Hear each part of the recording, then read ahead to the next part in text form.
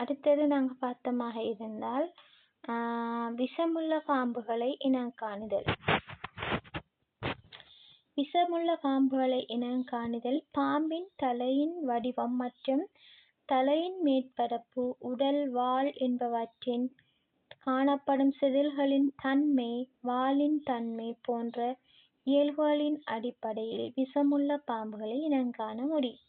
So நாங்கள் இதுக்கு முதல் பார்த்தோம் பாம்புகளில் சிறப்பியல்புகள், அதாவது வெளித்தோற்ற உட்புறத்தோற்ற கலர்களை வச்சு, அடுத்தது அவரை முதுகுப்புறத்தில் இருக்கிற கலர், வயிற்றுப்புறம் இருக்கிற கலர்கள், அதில் இருக்கிற சில டிசைன்கள் வந்திருக்கும் முக்கோண வடிவாக, அடுத்தது தலையிட அமைப்பு, இதெல்லாம் நாங்கள் பற்றி டிஸ்கஸ் பண்ணோம். அதுகளை வச்சு நாங்கள் பாம்பை ஈஸியாக அடையாளம் கண்டு கொள்ளக்கூடியதாக இருக்கும்.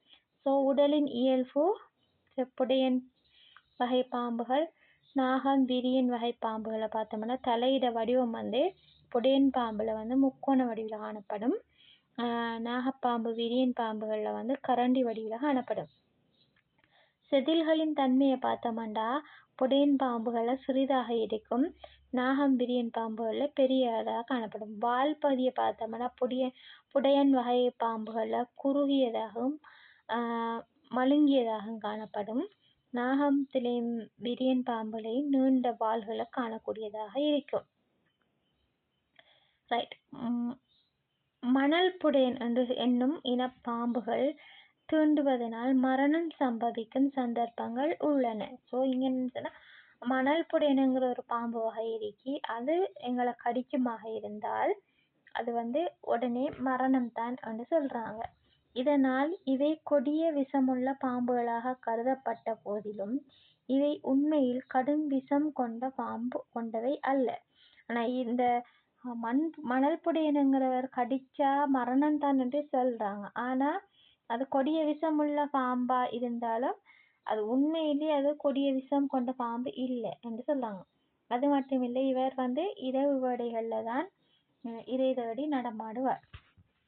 அடுத்ததாக நாம் ஓரளவு மற்றும் சிறிதளவு விஷமுள்ள பாம்பு பற்றி விஷமற்ற பாம்புகளை பற்றி கண்டறிவோம். ஸோ இன்னைக்கு அடுத்தது பார்க்க போகிறது ஓரளவு விஷமுள்ள பாம்புகள்.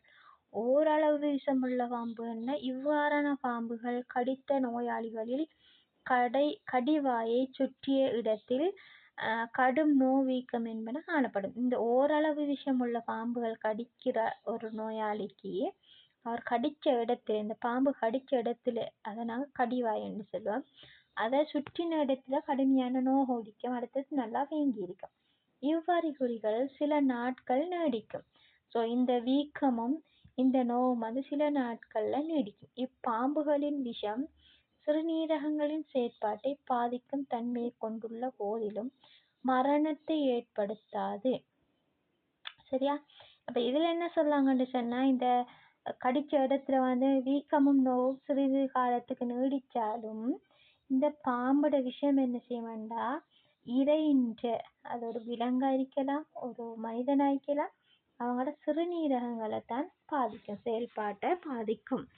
ஸோ மணல் புடையன், மூக்கு விரியன், பச்சை விரியன் போன்ற இவற்றுக்கு உதாரணமாகும்.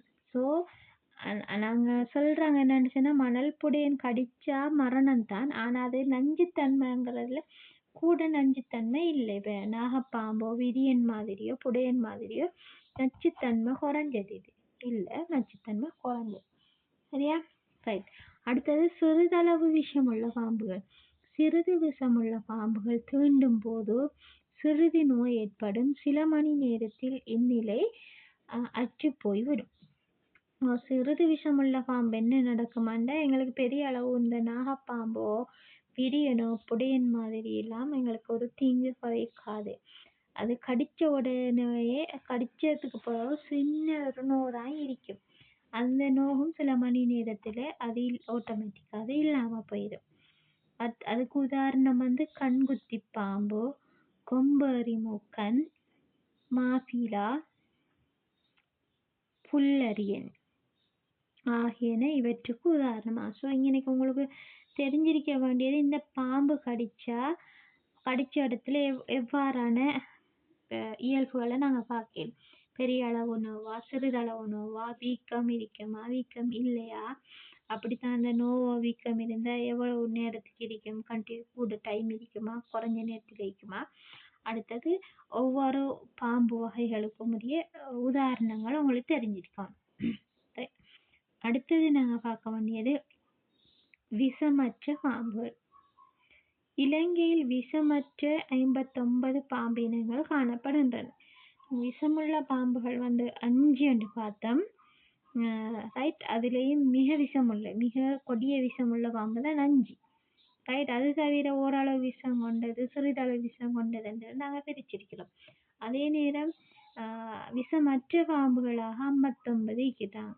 ரைட், பாம்புகள் யாவும் தீங்கு விளைவிக்கும் விஷம் கொண்டவை என்னும் அச்சம் காரணமாக பெரும்பாலும் விஷமற்ற பாம்புகளும் கொல்லப்படுகின்றன. ஸோ எங்களோட எண்ணத்தில் உண்மைக்கு மிகின பாம்பு எல்லாம் என்ன விஷம் கடிச்சா நாங்கள் இறந்துடும், இல்லாட்டி எங்களுக்கு ஏதோ பக்கவாதமோ ஏதோ ஒன்று வரும்னு சொல்லி பயத்தில் நாங்கள் எல்லாத்தையுமே கொல்றோம். ஆனால் உண்மைக்குமே அப்படி இல்லை.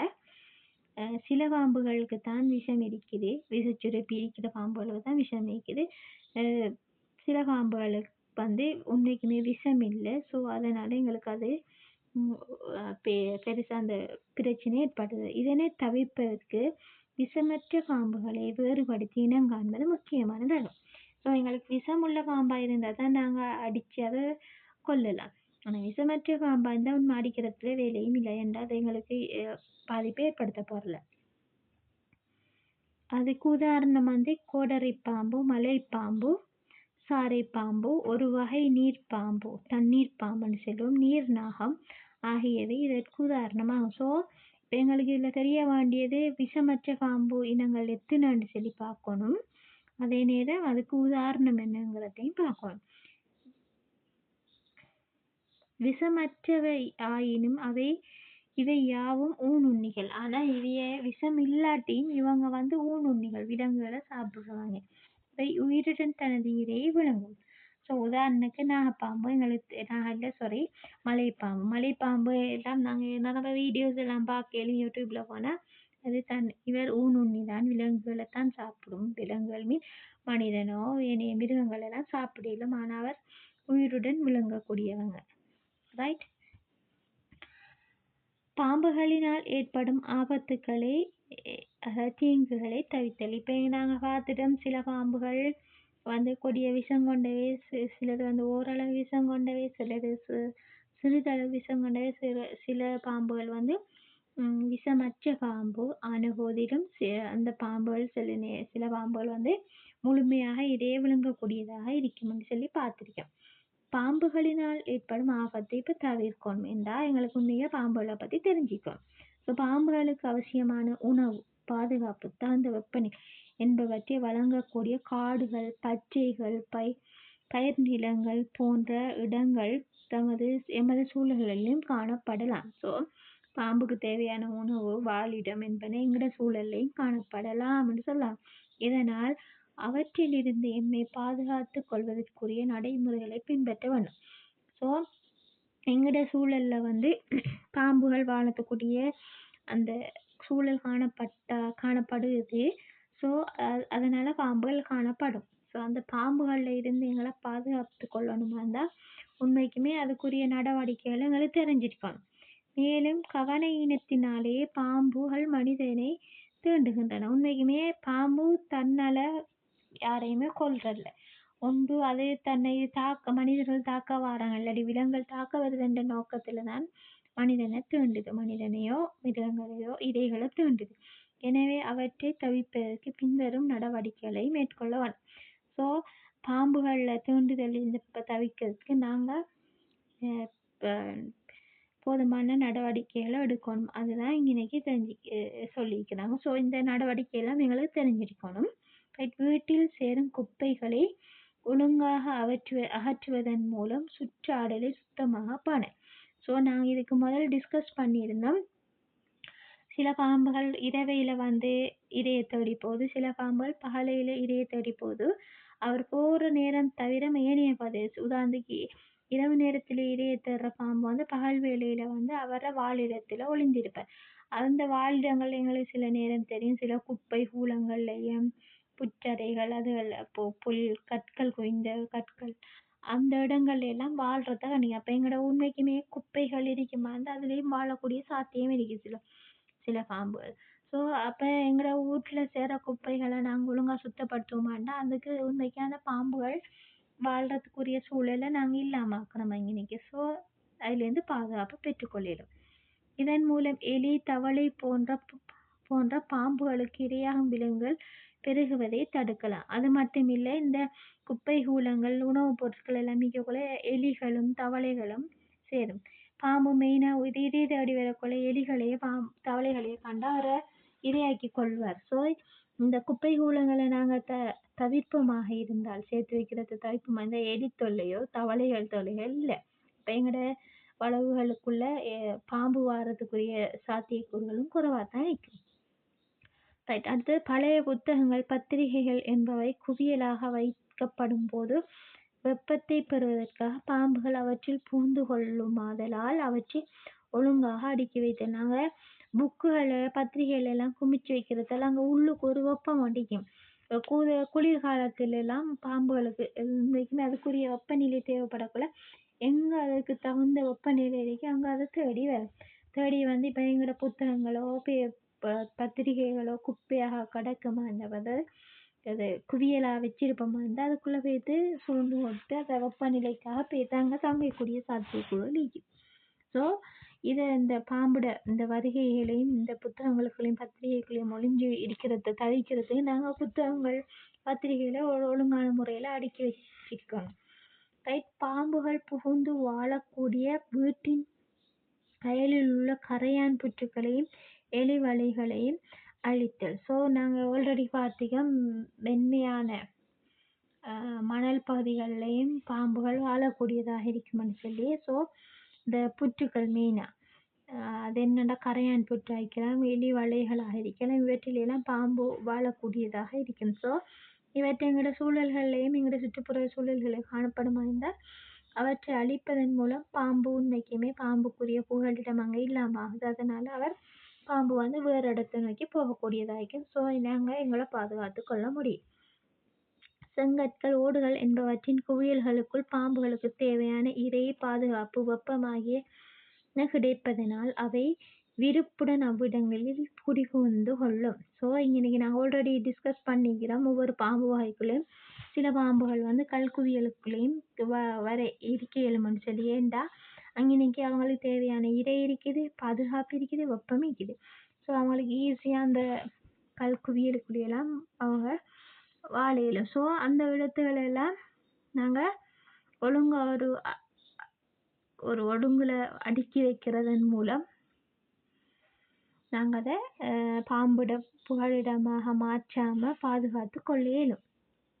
புற்றறைகள், பற்றைகள் என்பவற்றினூடாக நடந்து செல்லும் போது ஒளியலக்கூடியவாறு அடியெடுத்து வைத்தல். நிலத்தின் மீது தடியொன்றினால் தட்டியவாறு செல்லுதல். மேலும் காலை மறைக்கக்கூடியவாறு உயர்ந்த சப்பாத்துக்களை அல்லது நீண்ட காற்சட்டைகளை அணிதல். ஸோ இதனால் என்ன செய்யப்படும், உயர்ந்த சப்பாத்துக்கள் அல்லது காற்சட்டைகள் அணிவதனால ஒருவேளை புற்றறைகளில் பற்றைகளில் பாம்புகள் இருந்தால் சப்போஸ் கடித்தாலும் அது எங்களுக்கு ஒரு பாதிப்பை ஏற்படுத்தாது. அதே நேரம் ஏனென்று சொன்னாங்க சொல்லாங்க ஒரு தடிகள் புற்றறைகள் வந்து பற்றைகளுக்கு ஊடாக போகல நாங்கள் தடிகள் மூலம் தட்டி போகல முன்னுக்கு நாங்கள் போகிறதுக்கு முதலே எங்கள் தடியெல்லாம் தட்டி போவோம். ஒரு வேளை பாம்பு வந்து தடியால் தட்ட கொலைன்னு நினைக்கிறேன் பாம்பு ரைட் ஒரு இதை ஒன்று வருகுதுன்னு சொல்லிட்டு எங்களோட அந்த தடிகளில் தான் பாயும். அப்போ நாங்கள் எங்களை பாதுகாத்து கொள்ளையிலும். ரைட். இரவு நேரங்களில் வெளியே நடந்து செல்லும் போது மின்சூல் டார்ச் அரிக்கன் விளக்கு என்பவற்றை எடுத்து செல்லும். ஸோ இருட்டுகளில் போக்கல என்ன அடிச்சோன்னு தெரியாது. அதனால் நாங்கள் டார்ச் லைட்டோ இல்லாட்டி விளக்குகளையோ கொண்டு போவதன் மூலம் ஏதாவது பாம்புகள் போனாலும் நாங்கள் அவங்கள டிஸ்டர்ப் பண்ணாமல் வேறு பாதையை தெரிவு செய்து போக இயலும். அப்படி இல்லாட்டி சப்போஸ் பாம்பு கடித்தாலும் என்ன பாம்பு கடிச்சுங்கிறதையாவது அடையாளம் கண்டுகொள்ளணும். இதுக்கு முதல்ல நாங்கள் பார்த்துக்கிறோம் எவ்வாறு பாம்புகள் அடையாளம் கொண்டு அவங்களோட மேற்பரப்பு வயிற்றுப்புற பகுதியிலெல்லாம் வச்சு பாம்புகள் அடையாளம் பண்ணுறது. ஸோ எங்களுக்கு பாம்பு அடையாளம் பண்ணக்கூடிய அந்த சிறப்பியல்புகள் தெரியுமாக இருந்தால் உண்மைக்குமே சப்போஸ் பாம்பு கடித்தாலும் நாங்கள் அதை ஹாஸ்பிட்டலில் விட்டு சொல்லி எங்களுக்கு தேவையான மருந்துகளை எடுத்துக்கொள்ளலும். வீட்டிலோ வெளியிலோ தரையில் படுத்துறங்குவதை இயலுமான வரை தவிர்த்தல். ஸோ தரையில் மட்டும் இல்லை, நாங்கள் இப்போ நிரம்ப சோஷியல் மீடியாக்கள்லையும் பார்க்குறோம் பாம்பு வந்து பெட்கள்லேயும் வரும். நாங்கள் இன்றைக்குமே ஒவ்வொரு நாளும் தூங்க போக முதல் எங்களோட பெட்டுகளை பெட்ஷீட்களை ஃபிலோஸ் எல்லாத்தையும் நாங்கள் ஒவ்வொரு தரம் க்ளீன் பண்ணிவிட்டு தூங்கணும். சரியா? பாம்புகள் வந்து படுத்திருந்தாலும் எங்களுக்கு தெரியாது. ஒவ்வொரு நாளும் நாங்கள் தட்டி துடைச்சி க்ளீன் பண்ணிவிட்டு தூங்குறதால ஒரு தரம் தட்டி க்ளீன் பண்ணிவிட்டு தூங்குறதால உண்மைக்குமே அப்போ பாம்புகள் ஏதோ பூச்சிகளோ ஏதோ எங்களோட பெட்டுகள்லையோ பெட்ஷீட்கள்லையோ ஃபிலோக்குள்ளேயோ இருக்குமாக இருந்தால் நாங்கள் அதுலேருந்து பாதுகாப்பு பெற்றுக்கொள்ளலும். ரைட். பாம்புகளுக்கு புறச்செவி இல்லாமையினால் வலியினூடாக வரும் ஒலியை கேட்கும் ஆற்றல் குறை. ஸோ புறச்செவி மனிதர்களை பொறுத்தளவில் புறச்செவி இருக்குது, ஆனால் பாம்புகளுக்கு புறச்செவி இல்லை. அதால் வழியில் வார ஒலியை வந்து கேட்குற சக்தி வந்து ஆற்றல் வந்து குறைவாக இருக்கும். எனினும் நிலத்தினூடாக வரும் அதிர்வுகளை அவற்றால் உணர முடியும். ஸோ அவர் வயிற்று பகுதியில் வந்து நிலத்தில் வாழ அதிர்வை வந்து அதுக்கு உணரக்கூடியது. ஸோ விதைகள் மனிதனோ விலங்குகளோ தரையில் நடந்து வரக்குள்ள அது அதிர்வு ஏற்படுது. அந்த அதிர்வு மூலம்தான் பாம்புகளை அடையாளம் கண்டு பொழுது ஏதோ ஒன்று தன்னை நோக்கி வருகிறங்கிறது. இதனால் நிலத்தின் தட்டும் போது தனது பாதுகாப்பை கருதி பாம்புகள் அவ்விடத்திலிருந்து அகலும். ஸோ அதனால தான் இன்னொரு விஷயம் சொல்லாங்க, நாங்கள் தடிகளை கொண்டு போனவங்க போல ஸோ ஏதோ ஒரு இதை வருதுண்டு பாம்பு வெளியேறி போய் சப்போஸ் ஏதாவது நடந்தாலும் பாம்பு அதிர்வு வாரிடம் அதாவது தடி தான் முதல்ல நாங்கள் தட்ட போகிறோம். அப்போ அந்த தட்டுற தடியை நோக்கி தான் பாம்பு பாயக்கூடியதாக இருக்காங்க. இனி 2 விஷயம் இருக்கு. ஒன்று நாம் இறைகள் நாம் இப்போ மனிதர்களை அடுத்தோம்னா மனிதர்கள் தன்னை பாதுகாத்து கொள்ளிலும். என்ன தரையில் தடியை தட்டி கொண்டு போகக்குள்ள பாம்பு தடியை நோக்கி தான் பாய வலிக்குது. அப்படி இல்லாட்டி ஏதோ ஒரு சத்தம் ஒன்று வருதுன்னு சொல்லி பாம்பு தன்னை பாதுகாத்து கொள்றதுக்காக அந்த இடத்திலிருந்து அகன்றுவிடும். ரைட். பாம்பு தீண்டாமல் எம்மை பாதுகாத்து கொள்ளும் நடவடிக்கைகளை தெரிந்திருப்பது போன்றே பாம்பு தீண்டினால் என்ன செய்ய வேண்டும் என்பவற்றை என்ன செய்ய வேண்டும் எவற்றை தவிர்க்க வேண்டும் என அறிந்திருப்பது மிக முக்கியமானதாகும், பயனுள்ளதாகும். ஸோ இப்போ பாம்பு கடிக்காமிக்கிறதுக்கு என்னென்று பார்த்தீங்க. சப்போஸ் பாம்பு கடிச்சா நாங்கள் என்ன செய்யணுங்கிறத எங்களுக்கு தெரிஞ்சிருக்கணும். பாம்பு தீண்டியவுடன் செய்ய வேண்டியவை: கொடிய விஷமுள்ள அல்லது சிறிய விஷமுள்ள பாம்புகள் தோன்றினால் நோயாளியை உடனடியாக மருத்துவமனைக்கு எடுத்து செல்ல வேண்டும். ஸோ இங்கனைக்கே பாம்பு கடிச்சா அது விஷமுள்ள பாம்பாக இருந்தாலும் சிறிய அளவு விஷமுள்ள பாம்பாக இருந்தாலும் இமீடியட்டாக நாங்கள் செய்ய வேண்டிய முதலாவது இது வந்து உடனடியாக வந்து மருத்துவமனைக்கு கொண்டு செல்லணும். மருத்துவ சிகிச்சைக்கு முன்பாக பின்வருமாறு முதலுதவி செய்யலாம். ஸோ மருத்துவமனைக்கு கொண்டு போகிறதுக்கு முதல் அவருக்கு சிகிச்சை செய்யணுமாக இருந்தால் நாங்கள் அதுக்கு என்ன செய்யணும்னா முதலாவது நோயாளியின் பயத்தை போக்கி தைரியம் ஊட்டணும். பாம்பு கடிச்ச உடனே எல்லாரும் பயந்துடுறான், நான் சாப்பிட்றேன், நான் இறந்து போகிறேன்னு சொல்லி பயப்படுவாங்க. அப்படி இல்லை, அவங்களுக்கு சொல்லணும் எல்லா பாம்பும் கடிச்சா நாங்கள் இறந்து போகிறோம்லன்னு சொல்லி தைரியம் ஊட்டணும். ரைட். அடுத்தது அது போக முதலே நாங்கள் முதலுதவி செய்வதன் மூலம் அதை தடுக்கலாம். முதல்ல அவருக்கு தைரியம் சொல்லணும். அடுத்தது இறுக்கமான உடை அணிந்திருந்தால் தளர்த்துதல். இறுக்கமான உடை அணிந்திருந்தால் அதை வந்து நாங்கள் தளர்த்தணும். ரைட். அடுத்தது பாம்பு கடித்த இடத்தை சவர்க்காரமிட்டு நீரினால் கழுவ வேண்டும். சுத்தமான துணியினால் காயத்தை மூடல். பாக்டீரியா போன்றவை காயத்தினுள் பூவதை தடுக்கும். ஸோ பாம்பு கடித்த இடத்துக்கு நாங்கள் என்ன செய்யணும்னா நாங்களோட கொஞ்சம் அதாவது ஒரு 2 நாங்கள் விரல்களையும் பயன்படுத்தி எங்களோட கைகளையும் பயன்படுத்தி அதை ஒரு அமுத்துவதன் மூலம் ஒரு விஷயம் ஒன்று பிரிக்கிறதன் மூலம் உள்ளுக்கு போன எங்களுக்கு சதைக்குள்ளே போன பாம்போட விஷயம் எல்லாம் சரி வெளியே வரையிலும் அதை துடைச்சிட்டு அதுக்கு வந்து நாங்கள் நீராலையும் சவர்க்காரமும் கொண்டு கழுவையும் ஏடும். ரைட். கால் அல்லது கை தீண்டப்படுமானால் அப்பகுதியை அசைக்காது வைத்திருக்கணும். ஏன்டா அசைக்கும் போது என்னன்னா சுற்றோட்டம் எங்களோட குருதி சுற்றோட்டம் கூடுதலாக அசைக்கிறது மூலம் என்ன நடக்குமாண்டா, அந்த நஞ்சுது வந்து பரவதுக்குரிய சான்சஸ் கூட. அதனால அசைக்காம பாதுகாக்கணும். ரைட். முதலாவது நோயாளிக்கு பயத்தை போக்க தைரியம் ஊட்டணும். 2வது இறுக்கமான உடை அணிந்திருந்து அதை தளர்த்தணும். அடுத்தது 3வது பாம்பு கடிச்ச இடத்துல சவறு காத்து நீரையும் போட்டு நல்லா சுத்தம் செய்து துணியால மூடணும். அடுத்தது கை கால்களாக இருந்தால் அசைக்காம பார்த்துக்கணும்.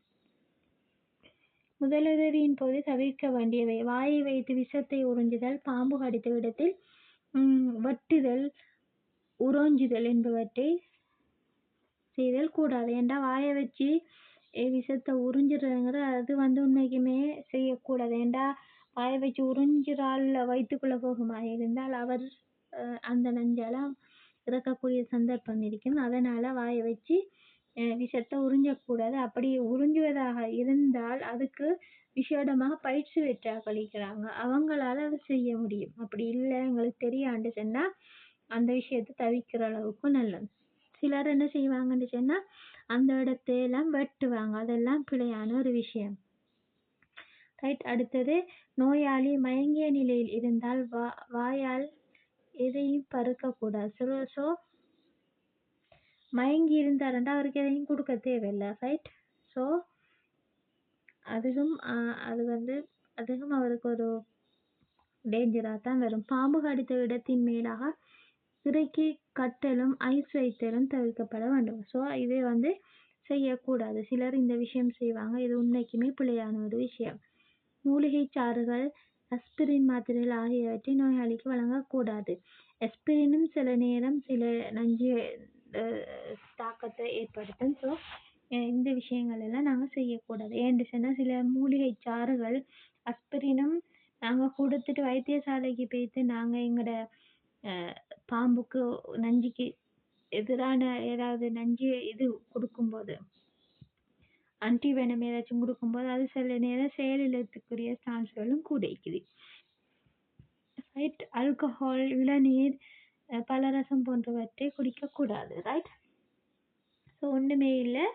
இதில் நாங்கள் முதலாவது செய்யவில்லை. சப்போஸ் பாம்பு கடித்து அவருக்கு தைரியம் ஊட்டி அந்த இடத்துல நல்லா சவக்காரம் போட்டு நீரும் போட்டு கழுவிட்டு இம்மீடியட்டாக நாங்கள் ஹாஸ்பிட்டலுக்கு கொண்டு வரது தான் பெஸ்ட் திங். ரைட்.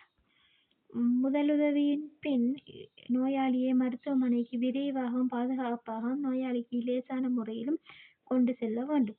விஷம் உடலில் செல்வதை குறைக்கும் வகையில் நோயாளியின் உடலை அசைக்காதிருக்க வேண்டும். ஸோ இங்கே மெயினாக பார்க்க வேண்டியது என்னென்னா ஹாஸ்பிட்டலுக்கு இமீடியட்டாக கொண்டு போகல அவரை மிக விரைவாக கொண்டு போகணும், பாதுகாப்பாக கொண்டு போகணும். அதோடைய இந்த விஷம் உடலில் அவர் அசைய வந்து உடலில் விஷம் பரவுற வீதம் கூடும். ஸோ மேக்சிமம் அவர் அசையாமல் அப்படியே பாதுகாத்து கொண்டிருக்கணும். ரைட். கொண்டு செல்ல மாட்டோம், வைத்தியசாலைக்கு கொண்டு செல்ல மாட்டோம். மேக்சிமம் அவர் அசைகிறத தடுக்கணும், அவர் உடல் அசைவை தடுக்கணும். ரைட். அடுத்தது இலங்கைக்கு இறக்குமதி செய்யப்படுகின்ற நஞ்செதிரி கொடிய விஷமுள்ள 5 பாம்புகள் தொடர்பாக பயன்படுத்தக்கூடிய வேக்சின் ஆகும். ஸோ நாங்கள் இன்னைக்கு என்ன செய்கிறோம்னு சொன்னால் இந்த இலங்கையில் நாங்கள் அநேகமாக பாம்பு ஏதாச்சும் கடித்த நஞ்சு விஷமுள்ள கொடிய விஷப்பாம்புகள் கடித்தா நாங்கள் அதுக்கு வந்து நஞ்செதிரி அதுக்கு நாங்கள் சொல்ல வேக்சின் என்று சொல்லுவோம். அதுக்கு நாங்கள் இங்கிலீஷில் பாலிவேலண்ட் ஆன்டிவெனின் என்று சொல்லுவோம். இந்த வேக்சின் வந்து நோய் அறிகுறிகள் ஏற்படும் போது மட்டும் வழங்கப்படும். உதாரணத்துக்கு நாங்கள் ஆல்ரெடி பார்த்தோம் சில இது வந்து குருதி சுற்றோட்ட தொகுதியில் பாதிப்பை ஏற்படுத்தும். ஸோ அதை வச்சு நாங்கள் இது எனக்கு என்ன வகையான பாம்பு கடிச்சிருக்கேலும் அப்படி சொல்லி ஸோ அதுக்கேற்ற மாதிரி தான் நாங்கள் நோய் அறிகுறிகளை வச்சு தான் நாங்கள் எந்த வேக்சின் கொடுக்கணும்ங்கிறத நாங்கள் டிசைட் பண்ணுவோம்.